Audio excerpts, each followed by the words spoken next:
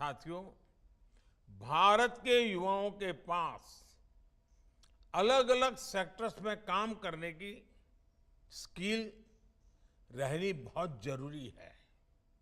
इसके लिए देश में उच्च शिक्षा संस्थानों, कौशल विकास संस्थानों का भी युद्ध स्तर पर निर्माण हो रहा है। साल 2014 से 2022 के बीच हर साल एक नया आईआईटी और एक नया आईआईएम तैयार हुआ है।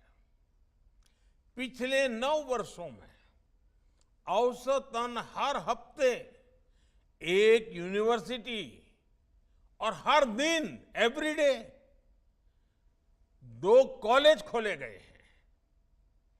हमारी सरकार आने से पहले देश में 720 के आसपास यूनिवर्सिटी थी। अब इनकी संख्या बढ़कर 1100 से ज्यादा हो गई है। 7 दशकों में देश में सिर्फ 7 एम्स तैयार किए गए थे।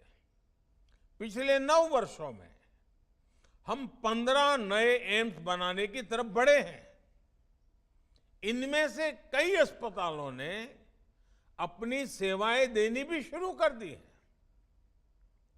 2014 तक पूरे देश में 400 से भी कम मेडिकल कॉलेज थे।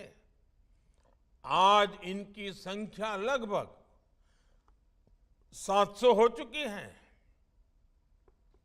कॉलेज बढ़े तो स्वाभाविक तौर पर सीटों की संख्या भी बढ़ी है। युवाओं के लिए उच्च शिक्षा की पढ़ाई के अवसर बढ़े हैं।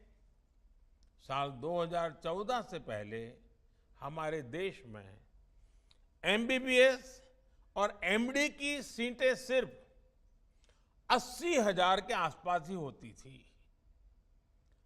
अब देश में एमबीबीएस और एमडी की सीटें बढ़कर 1,70,000 से भी ज्यादा हो गई हैं।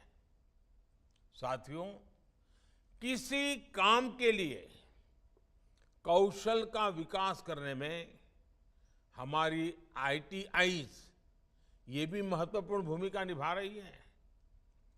बीते 9 वर्षों में देश में लगभग हर रोज एवरीडे एक नई आईटीआई का निर्माण किया गया है।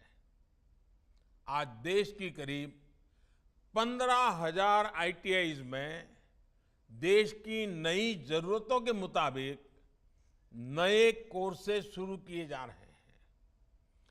पीएम कौशल विकास योजना के तहत अब तक 1.25 करोड़ से ज्यादा युवाओं को स्किल ट्रेनिंग भी दी गई है।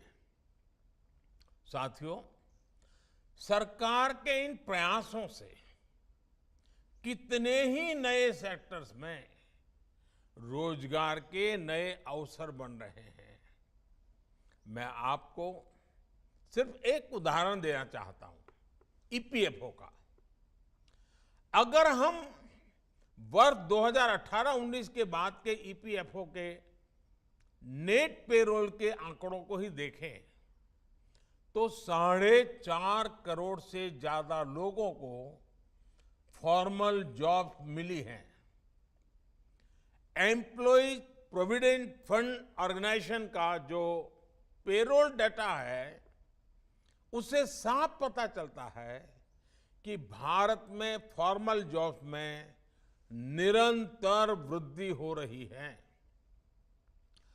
फॉर्मल जॉब्स में इस वृद्धि के साथ ही देश में स्वरोजगार के मौके भी लगातार बढ़ रहे हैं।